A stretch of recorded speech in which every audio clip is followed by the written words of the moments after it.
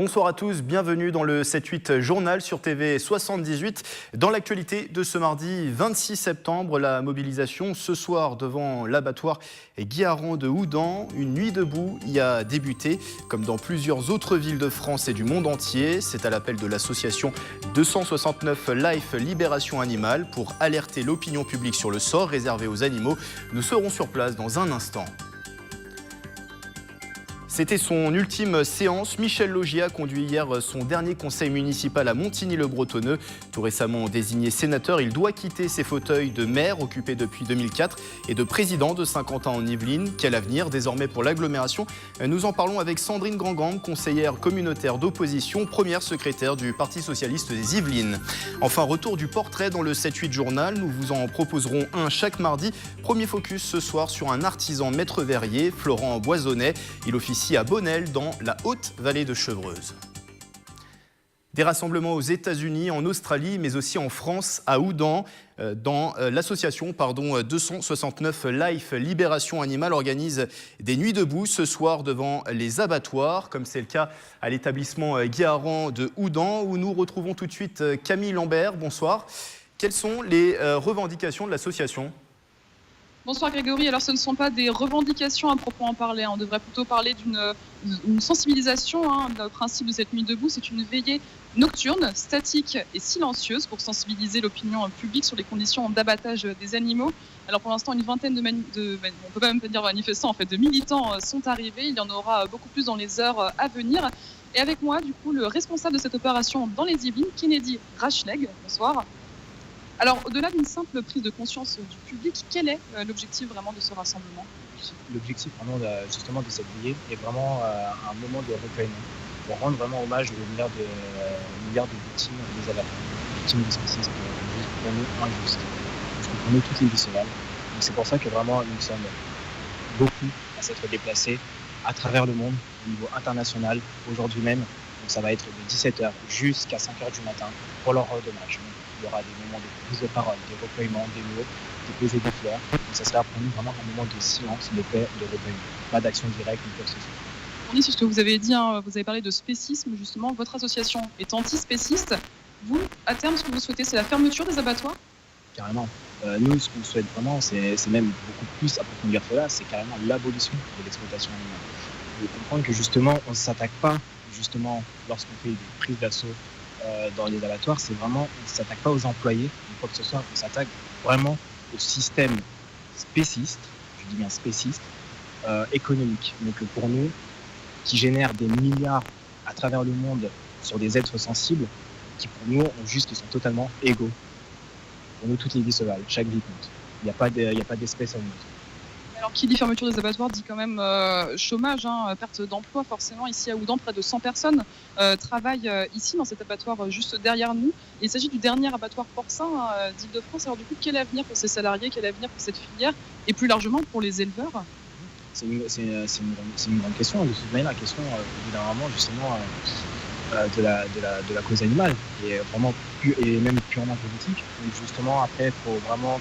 Nous, ce qu'on veut justement, c'est que là, l'opinion vraiment publique se rende compte de tout ce qui se passe dans ces endroits sordides, parce qu'on parle quand même de milliards d'êtres sensibles vraiment à travers le monde qui perdent la vie dans ces endroits sordides, qui sont amenés dans des conditions horribles, qui sont entretenus dans des conditions horribles et qui attendent leur mort. Et puis au final, pour finir quoi ? Dans des barquettes et être vendus. Donc quand même, on parle quand même d'une situation où vraiment c'est pas du tout, comme je dis, vraiment les éleveurs qu'on attaque, c'est vraiment le système. Après, il y a beaucoup, aujourd'hui, on en parle très peu dans le monde des éleveurs, ou des employés même qui travaillaient dans les abattoirs, qui se sont reconvertis, qui même aujourd'hui, très surprenant, il y a plein de témoignages là-dessus, qui ont mené des sauvetages, et comme ça, qui se sont reconvertis et qui justement, à travers des chaînes YouTube, à travers des articles, à travers des vidéos, montrent que voilà, il est possible justement de se reconvertir et d'autant aussi d'aimer les animaux. De faire autre chose. Merci en tout cas Kennedy Rachleg pour toutes ces informations. Ce rassemblement se poursuit jusqu'à demain, même jusqu'à 5h du matin. Et selon l'association, il devrait être plusieurs centaines dans les heures à venir. Merci Camille. À Nicolas Kyrilovitz au moyen technique. L'actualité locale marquée aussi par les conséquences des élections sénatoriales. Nouveau parlementaire, Michel Laugier présidait hier soir son dernier conseil municipal à Montigny-le-Bretonneux. Il va tout prochainement démissionner de ses postes de maire de la ville et de président de Saint-Quentin en Yvelines, contraint par la loi sur le non-cumul des mandats. Séance forcément particulière hier après 13 ans à la tête de sa commune. Nicolas Kyrilovitz était sur place. Un hommage et de l'émotion sur le visage de Michel Laugier. Le tout nouvel élu du Sénat faisait ses premiers adieux au conseil municipal, une instance dans laquelle il siège depuis 16 ans, successivement directeur de cabinet de Nicolas About pendant 3 ans et depuis 2004 maire de Montigny-le-Bretonneux. C'est un mélange de fierté, de bonheur et de tristesse aussi, parce que j'ai là une équipe municipale qui est dynamique, qui a toujours été à mes côtés, qui se bat à mes côtés pour défendre Montigny, pour faire évoluer cette ville. Et je regrette vraiment cette loi sur le non-cumul. Le président de l'agglomération de Saint-Quentin-en-Yvelines a désormais 1 mois pour démissionner de ses différents mandats locaux.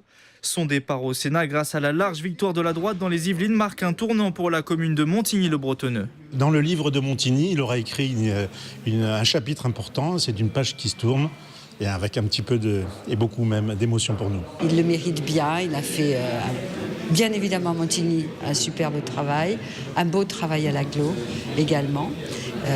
Et puis là maintenant, je suis sûre qu'il fera un beau travail aussi. De son côté, l'opposition a salué aussi l'élection de son meilleur adversaire, même si les relations se sont révélées souvent tendues avec la gauche locale. Bon, ça a été un élu local de proximité, il faut le reconnaître, quelqu'un qui a été très connu, peut-être aimé par un certain nombre des Igny-Montains, ça il faut tout à fait le reconnaître. Maintenant, il a glissé le mot dans son discours final, c'est quelqu'un qui faisait une carrière. C'est quelqu'un qui a fait une carrière politique, il l'a dit, donc il va poursuivre sa carrière politique maintenant au niveau national. Les premiers pas de Michel Laugier au Sénat sont prévus le 2 octobre prochain. Les parlementaires seront réunis pour l'élection du président de la Chambre, un poste clé qui devrait revenir une nouvelle fois à l'Yvelinois Gérard Larcher. Et Michel Laugier a connu une ascension politique depuis son élection à la tête de la mairie de Montigny-le-Bretonneux en 2004. Le nouveau sénateur a gravi tous les échelons des mandats locaux. Retour sur son parcours avec Nicolas Kyrilovitz. A obtenu M. Michel Laugier 33 voix. Les images ont presque 13 ans jour pour jour. Ce 11 octobre 2004, Michel Laugier voit son parcours politique concrètement débuter. Il devient alors le maire de Montigny-le-Bretonneux à l'âge de 46 ans.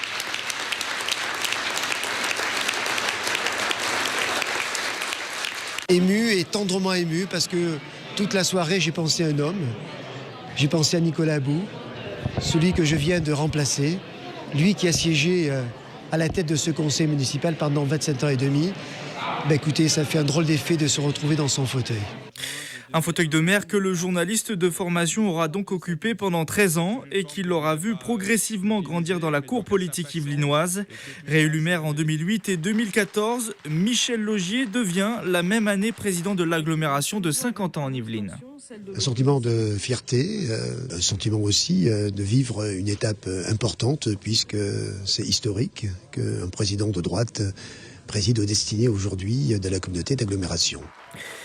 Et son histoire politique, Michel Laugier continue de l'écrire en 2015. Candidat de la droite pour les élections départementales sur le canton de Montigny-le-Bretonneux, il réussit à reconquérir un territoire réservé à la gauche depuis 1994.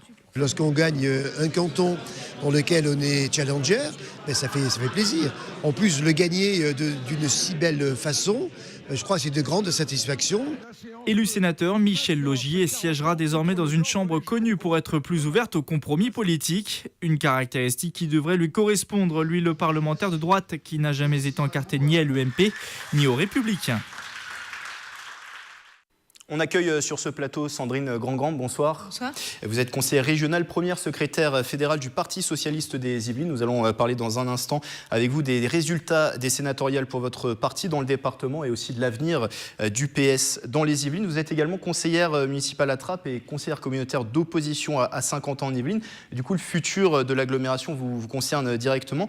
Michel Laugier va tout prochainement démissionner de sa présidence. Un conseil communautaire extraordinaire doit se tenir dans le mois pour désigner son successeur. Est-ce que vous voyez d'un bon œil cette nouvelle direction prochaine, oui, à la tête de l'agglomération ?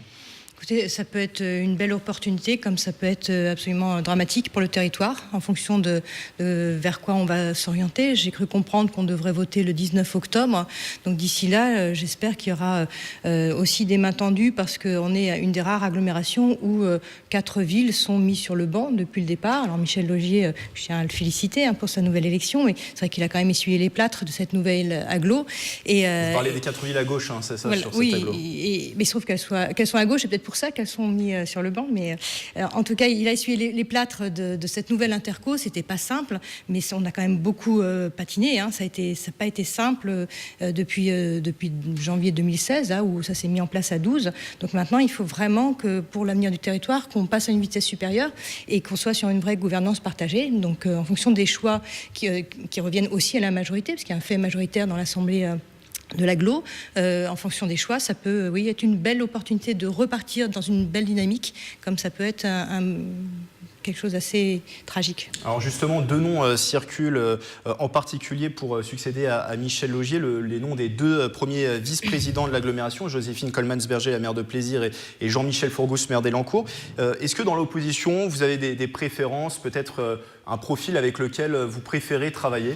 Normalement, les intercommunalités, il y a, j'ai dit, un fait majoritaire, un fait minoritaire, mais on est là sur une coopération de communes. Donc on n'est pas sur, normalement, une opposition qui viendrait systématiquement contre ce qui est décidé par une majorité. C'est pas, en tout cas, dans cet état d'esprit que l'intercommunalité doit se construire. C'est un petit peu ce qui a été le cas ces derniers temps. Nous, on espère qu'il y aura d'autres signes. Et évidemment, en fonction du candidat, puisque si c'est parmi les 2 que vous avez cités... des noms qui circulent. Voilà, je pense que nous, on en aura une opinion. On va en discuter avec l'ensemble des délégués de gauche, mais on verra quel sera notre positionnement. Mais je pense que ça ne donne pas le même profil après sur ce que sera le territoire en fonction de qui sera choisi. Michel Laugier, qui est l'un des 6 sénateurs des Yvelines désignés dimanche. Parmi eux, aucun élu de la gauche qui détenait pourtant 2 sièges au Sénat. 4 listes étaient candidates pour le scrutin. Division responsable de l'échec de la gauche, selon la sénatrice sortante du Parti socialiste, Catherine Tasca, qui ne briguait pas de nouveau mandat. C'est certain que la multiplication des listes, c'est vrai d'ailleurs dans beaucoup de départements, a été mortelle. Il y a notamment à gauche un réflexe, je dirais, suicidaire, puisque toutes les formations concernées se sont trouvées dans l'incapacité de négocier des accords. Vous savez, moi, en 2011, j'ai fait ma liste avec l'ensemble des formations de gauche et le résultat était là. Ces 4 listes ont été mortelles pour la gauche, d'après Catherine Tasca. Sandrine Gangrande, vous conduisiez, vous, la liste socialiste. Est-ce que vous êtes d'accord avec ce constat ? Alors déjà, il n'y a pas 4 listes, il y en avait 3. Puisque au final, le Parti communiste français avait décidé de retirer sa liste. Mais il se trouve qu'on avait un socle de départ qui est très bas, parce que Catherine Tasca fait référence à 2011. J'aurais bien aimé être dans la situation de 2011. C'est-à-dire qu'il faut rappeler à ceux qui nous écoutent qu'en fait, c'est une élection où ce sont les résultats des élections antérieures qui comptent, puisque c'est les élections municipales, notamment de 2014. Et le résultat très très faible et l'échec qui a été le nôtre en 2014, qui explique aussi ce qu'on en soit aujourd'hui avec un socle de gauche qui était très faible. Et dans ces conditions-là, même 3 listes à gauche, c'est effectivement mortifère. C'est-à-dire qu'on paye cash une division quand le socle est très faible. Et après, la difficulté, vous comprenez bien qu'on s'est compté, que tout le monde s'est compté, qu'on avait bien anticipé que... sur les 2 sièges qui avaient été gagnés par la gauche, même s'il y en a un qui ensuite a oublié un petit peu d'où il venait, mais on savait bien qu'il y avait potentiellement un siège qui pouvait être gagnable. Donc négocier avec les partenaires quand vous savez qu'il n'y a qu'un siège, c'est déjà pas très simple. Okay. Et on a réussi à le faire sur les législatives. Et on n'a pas réussi à le faire sur les sénatoriales, et c'est vrai que c'est dommage, puisque avec le système à la plus forte moyenne, il nous manquait 75 sièges, 70 voix pour obtenir le siège. Le Parti socialiste s'est classé 3e de ces sénatoriales dans les Yvelines. Dernière question, puisque le temps s'est déjà écoulé. Il n'y a plus de députés socialistes du département, ni de sénateurs socialistes, aucun aussi conseillers départementaux. Est-ce que c'est une véritable crise pour le parti ? C'est une crise pour la gauche en général, pour le Parti socialiste aussi. On est dans un département de droite, ça c'est pas un scoop, on le sait depuis longtemps. C'est pas simple mais en même temps il y a un vrai électorat de gauche qui doit être représenté, et donc il faut que les structures politiques soient à la hauteur aussi de ces électeurs qui ont envie que leur voix soit portée. Donc on va essayer de le faire différemment. Il y a un certain nombre de territoires de gauche encore dans les Yvelines, et puis on appelle tous ceux qui ont envie de participer à la reconstruction de la gauche, que ce soit dans les partis ou hors partis, à se structurer, à se mobiliser, et nous on sera là aussi pour les accompagner. Merci Sandrine Grandgang, conseillère régionale PS, première secrétaire fédérale du Parti socialiste des Yvelines. Vous êtes également, je le rappelle, conseillère communautaire d'opposition à Saint-Quentin en Yvelines. Suite de notre dossier sur le logement étudiant, sa recherche peut parfois être un vrai parcours du combattant. En 2015, selon une étude d'Uniplace, 22% des jeunes Français estimaient cette démarche difficile. À 50 ans en Yvelines, pôle universitaire, l'agglomération a choisi de mettre en œuvre des dispositifs d'aide. Nicolas Dandry et Camille Lambert. Entre l'école d'audiovisuel 3IS, celle d'ingénieur l'Estaca ou l'université de Versailles-Saint-Quentin, 15 000 étudiants se rendent chaque jour à Saint-Quentin en Yvelines. Pour faciliter leur installation sur le territoire, la communauté d'agglomération a doublé son offre de logement en l'espace de quelques années. On avait à peu près 1000 logements étudiants, alors qu'on est un pôle universitaire important.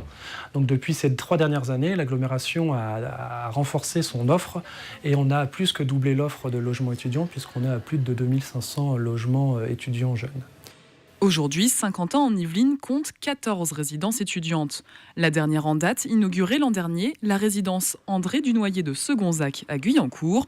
147 studios situés juste à côté de l'UVSQ, avec des loyers compris entre 395 et 455 € et un engagement porté sur l'environnement. C'est un projet un peu innovant, effectivement. Aujourd'hui, les questions énergétiques sont un enjeu majeur. Une attention particulière est apportée à l'usage dans le logement, pour que les étudiants soient vigilants et permettre de faire de cette résidence une résidence passive, et donc qui produit plutôt de l'énergie qu'elle en consomme. Parmi les 2250 logements du territoire, Saint-Quentin en Yvelines en attribue près de 600. Pour en bénéficier, l'étudiant doit remplir une fiche administrative auprès de la direction de l'habitat. Exactement comme un bailleur social pourrait recevoir des demandes de candidature, là, la direction Habitat traite des demandes de logement étudiant. Et en fonction des demandes qu'elle reçoit, c'est une de ses missions, c'est de positionner les candidats, de proposer des candidats aux gestionnaires de résidences étudiantes. La direction de l'habitat se fait donc le lien entre étudiants et gestionnaires, mais aussi avec les propriétaires. Lancé depuis 2015, le site Ski Locavise regroupe des annonces de particuliers pour des locations, chambres ou studios. En lien avec le CNUS et avec l'université, avec aussi des associations partenaires en matière de logement des jeunes sur le territoire. Donc c'est une réflexion partagée. Et ensuite, c'est un site gratuit qui est proposé aux propriétaires et aux étudiants en recherche de logement. Différents dispositifs qui permettront peut-être aux étudiants de quitter le domicile familial. Selon une étude Uniplace publiée en 2015, près de la moitié d'entre eux vivent encore chez leurs parents. Elle s'est tenue la semaine dernière. La semaine européenne de la mobilité avait pour but de nous faire réfléchir sur nos habitudes en termes de transport. Comment se déplacer demain? C'est l'une des réflexions justement de la communauté d'agglomération Rambouillet Territoire. Bonsoir Thomas Gourland. Bonsoir Monsieur Canal. Vous êtes le premier vice-président de Rambouillet Territoire avec des délégations sur la finance et la prospective territoriale. Alors vous organisez ce samedi le rendez-vous de la mobilité. Ça se passe à partir de 14h et jusqu'à 17h30 dans le parc du château de Rambouillet. C'est un événement festif sur la mobilité. Pourquoi le proposer au grand public ? Eh bien, parce que c'est d'abord une compétence très importante de la communauté d'agglomération d'assurer la mobilité sur notre sud-Yvelines. Et je salue à ce sujet mon collègue Daniel Bonte, en charge de la transport, mobilité à l'agglomération et le président, bien sûr. Nous avons souhaité faire cette grande manifestation afin de, premièrement, marquer le coup, c'est-à-dire montrer à nos habitants que nous saisissons le sujet, que nous l'abordons avec les spécificités de notre territoire, et on en parlera peut-être après, mais c'est aussi l'occasion de lancer ce fameux projet Tornado qui nous occupe depuis un certain nombre de mois maintenant, voire d'années. Justement, ça sera la vitrine de cette journée, le projet Tornado qui est lancé par Rambouillet Territoire. C'est un projet retenu par l'État, lancement officiel ce samedi. En quoi consiste-t-il concrètement ? Alors, c'est un projet qui nous a occupé depuis maintenant 4 ans, parce qu'on avait constaté que, bien sûr, même si le transport est une demandes très fortes de notre territoire, nous avions une spécificité rurale qui faisait que nous ne pouvions pas proposer en solution de ces demandes un transport classique. Et donc il fallait qu'on trouve de nouvelles solutions. Et il s'avérait que sur l'offre du marché, il n'y en avait pas. Et au lieu d'attendre que les choses arrivent, on s'est dit, on va saisir le sujet et on va engager avec des partenaires nouveaux que nous avons mis autour de la table une démarche de réflexion sur le véhicule autonome sur notre territoire. Et Tornado, pour la petite histoire, pour ceux qui sont de ma génération, les plus jeunes ne connaîtront pas, mais c'est le cheval de Zorro. Et c'était l'opportunité de pouvoir le siffler et qu'il arrive. Et le projet Tornado à long terme, c'est qu'on puisse offrir sur notre territoire un véhicule qui viendrait nous chercher à l'endroit où nous sommes, de manière autonome, électrique, très propre, et nous emmener à un autre endroit du territoire. Et puis ensuite, on poursuivre nos occupations et le véhicule aller chercher quelqu'un d'autre. Alors ce projet Tornado va rentrer dans une phase d'expérimentation et rentrer même dans une phase d'expérimentation.